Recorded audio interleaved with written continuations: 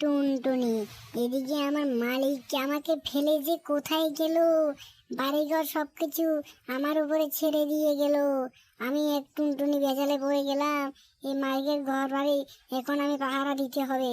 আমি টুনটুনি কি করে পাহারা দিই বলো তো? আমার মালিকও কেমন মানুষ, আমাকে ছেড়ে আমাকে ছেড়ে তারা রেখে দিয়ে চলে গেল।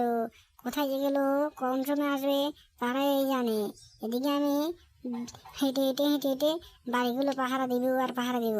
এদিকে খিদা তো লেগেছে, আমাকে তো মালিকে এদিকে খাওয়ান দিয়ে গিয়েছে। একটু যাই খেয়ে আসি, আমার কোনো খিদা পেয়েছে। ওহো, খানা খানা খেতে কি মজা লাগছে, ভারী খিদা পেয়েছিল। কিন্তু না, খাবারটাও খেলে আমার পেটটা অনেক শান্তি লাগবে। তাহলে শান্তি লাগলে আবার শুরু করে দেবো মালিকের ঘরটা পাহারা। না হলে তো মালিক আমাকে বকবে, আসলে বকবে না। এবারে খেয়েছি, যাই আবার মালিকের ঘরগুলো পাহারা দিতে শুরু করে দিতে হবে আমাকে। আমি মুখটা এখন মাটিতে মুছিনি, তারপর আবার পাহারা দিতে শুরু করে দিব। এদিকে মালিক আসলে না হলে কি বলবে আমাকে, মালিক আসলে তো আবার খারাপ বলবে।